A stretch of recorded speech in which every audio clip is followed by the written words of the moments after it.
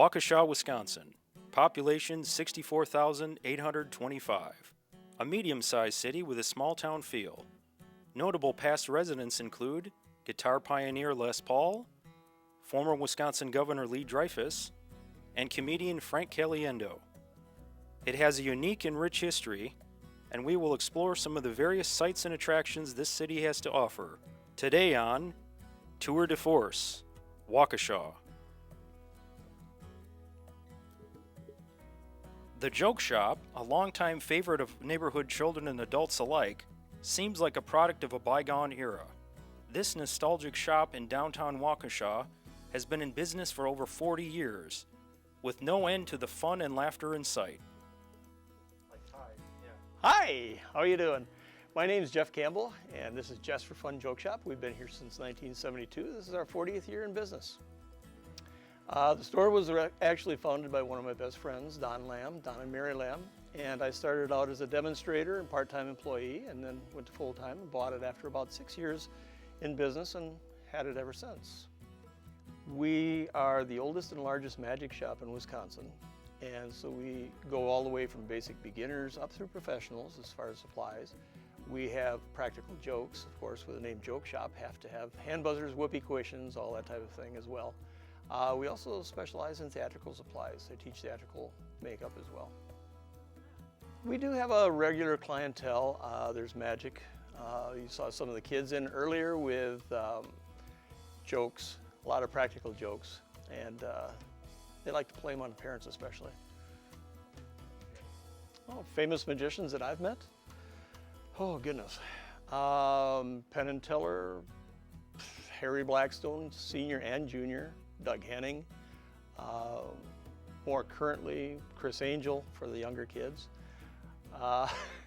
So really we're all just guys that enjoy the same art form. We get together for conventions and it's a lot of fun, and find out that everybody just enjoys the art of magic. A lot of magicians do card tricks. I can do several hours of card tricks, but I wanted to show you something a little bit different, something special, because coins attract everyone's attention. These are 1921 silver dollars, and it takes money to make money, they say. So if you place one over there, it travels across. This one goes up and down inside, followed by that one. Let's try that one more time. 3 in this hand, 1 here. Don't watch this hand. I know it has more money, but this is the one that's actually going to make the trip. These 3 have already done it, and the last one goes across. The historic Grudman House in downtown Waukesha is currently home to the Café des Arts, a favorite hangout for locals and visitors alike. Owned by Ahan Munzer, this one-of-a-kind cafe roasts their own coffee on site, as well as offering a variety of unique menu items. They include gluten-free muffins, chocolate bacon baklava, and the Art Outsider, a tasty blend of prime rib on rye with cheddar cheese, onion, and red morning sauce. And at the cafe, we met up with John Schoenknecht, local historian and author of the books The Great Waukesha Springs Era and Brewed with Waukesha Water. He gave us a history of the great city of Waukesha. The name Waukesha, in the Potawatomi language, apparently Waukesha means little fox. So that's why how it got its name. The first white settler that came here was Morris Cutler, and he came with his brother Derek Cutler in 1834. And the area was opened up in the couple years previous to that. Their father was from LaPorte, Indiana, and he went to the treaty settlement, learned a little bit of the Indians' language and taught it to his sons. So they came here in the summer of 1834 and claimed the land, mostly because of the Fox River running through there, and they saw that the water power was important. So they had the first 2 claims, but they didn't stay that year. They went back to Indiana, came back the next year, hired some people to work their claims, and then more settlers began to come in after that. Originally, Waukesha was called Prairie Village, and then in the late 1830s, it was changed to Prairieville, and then in 1846, Waukesha. So that's how we got founded.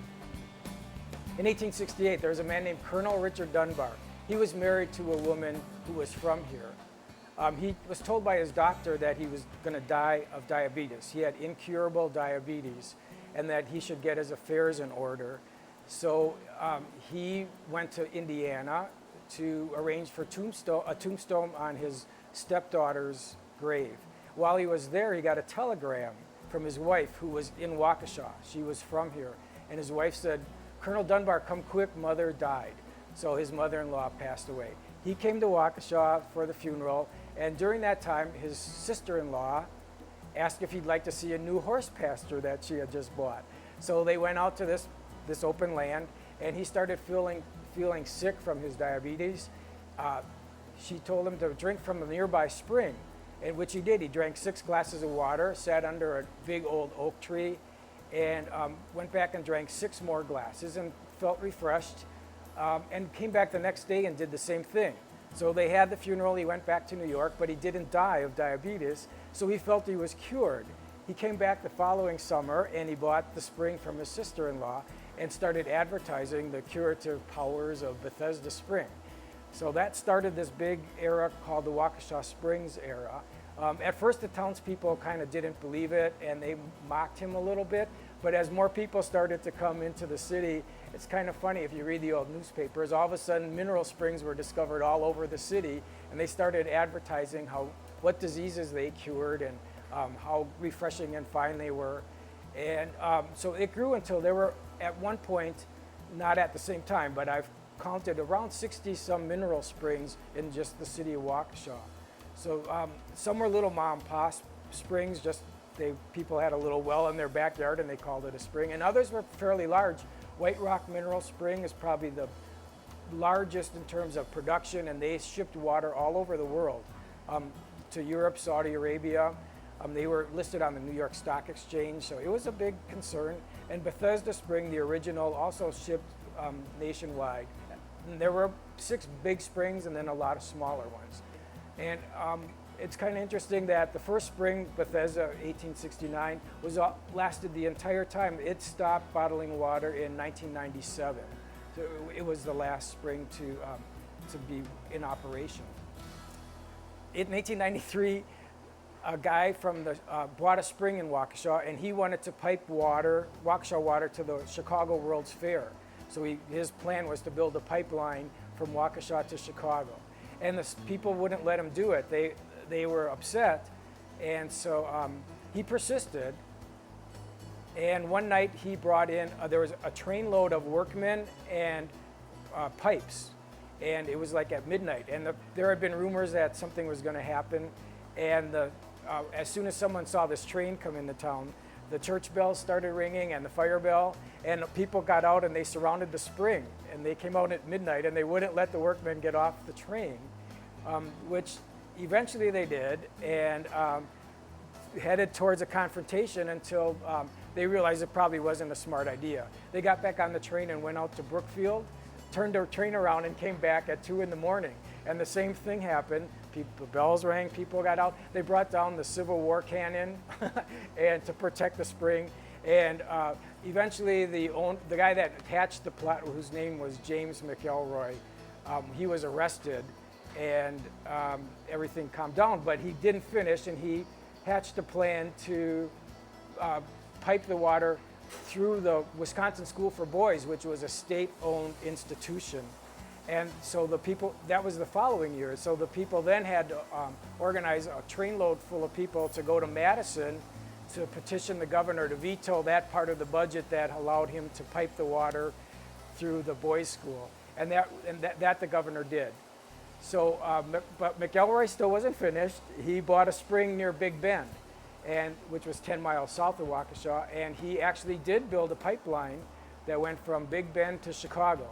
And they supplied water to the Columbian Exposition, but by the time it got there, after traveling 80 miles in a pipeline underground and then having to be trucked into the fairgrounds, I guess it didn't taste very good, and he lost a lot of money.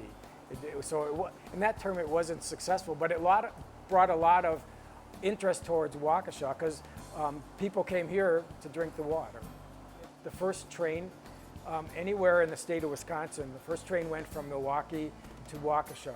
You got to realize it was a big deal for Waukesha at the time, and it didn't take too long to build the line. The trains were brought by boat along the Great Lakes, through the Erie Canal along the Great Lakes, and then into the Milwaukee Harbor, reassembled here, and they, in the meantime, had built the line from Milwaukee through Wauwatosa, Brookfield, then down along the Fox River into Waukesha, and it arrived here in 1851. They built a large car shop here, a depot first, a large stone depot, and then the car shop. So actually the cars that were used by the railroad were built here in Waukesha. The wheels were founded here, and they built the trains right here. And that eventually, then the railroad was extended all the way out to the Mississippi River. But when the train came here, there was a big festival. They had a ball. People danced well into the night.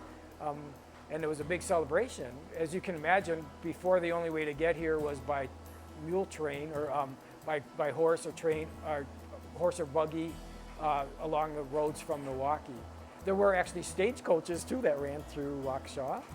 A lot of people divide the history of the city into eras. And so you consider that when the Native Americans were here as an era, and then the pioneer era, as they came here and settled the little village. And then with the arrival of the train about 1851, you could see the village grew quite significantly. And then as the Civil War approached, we come into this political era. So Waukesha all of a sudden gained a lot of political power.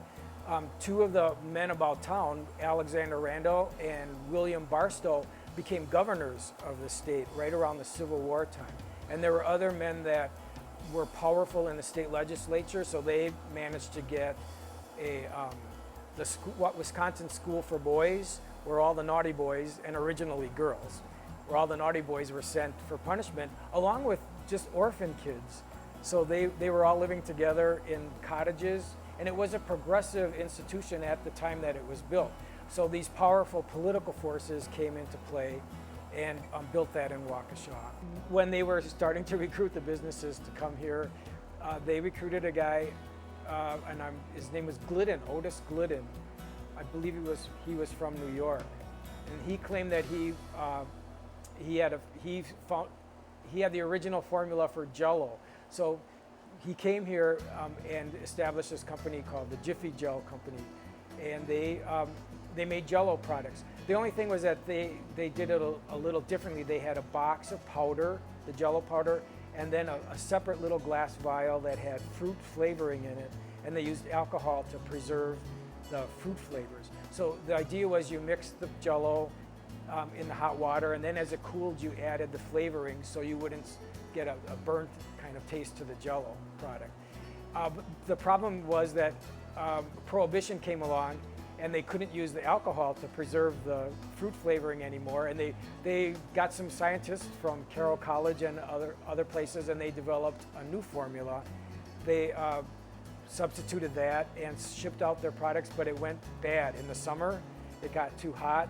And I don't know if it's true, but I've heard stories that the boxes exploded on the grocer's shelves. So they had millions of boxes of Jiffy Jell went bad. And the company kept going for a while after that, but they never recovered. They tried to develop other products. There was Jiffy Pie and a couple other things, but they never really recovered and eventually just went bankrupt. And the building that they built, though, it was pretty ahead of its time. It was fireproof. There's a big tower there, and on top of the tower was a water tank. So it had its own water system in case there was a fire. It was all built with concrete.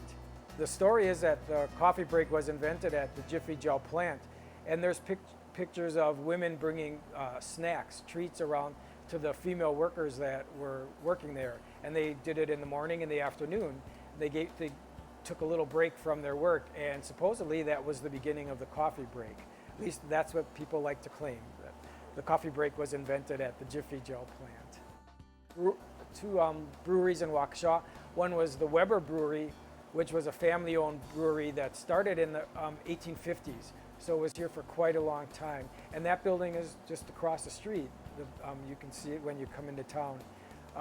run by the Weber family.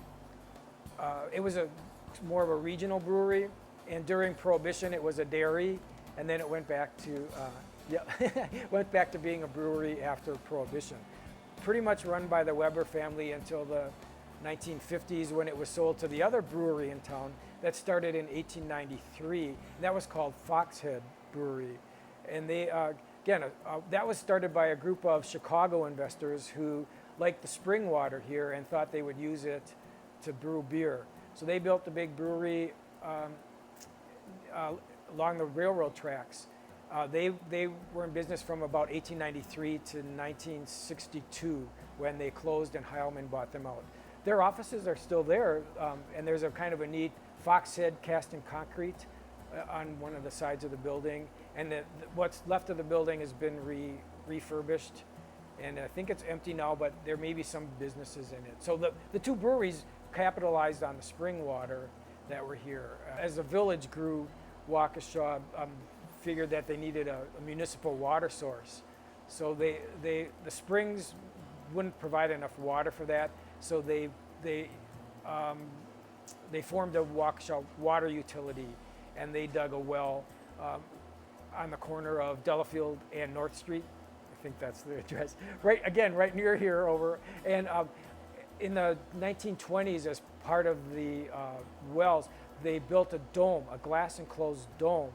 And there was water cascading in that dome. And I guess they used it to aerate the water, but then they put colored lights inside the dome.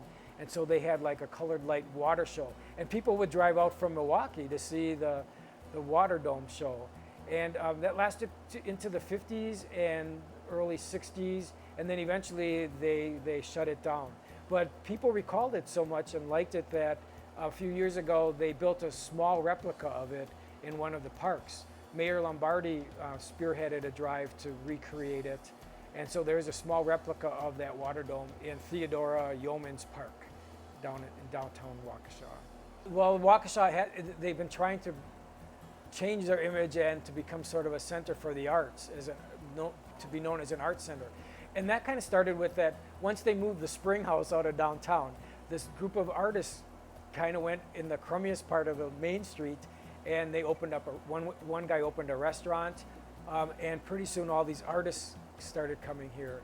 Some of the murals kind of date to that. Some had been here before, but with the arts community starting up, they looked for places to beautify the city. And the Indian Mounds, well, when the first white settlers came here, I mentioned there was a village down at the end of Wisconsin Avenue, and there was quite a few Native Americans living here, and they had mounds.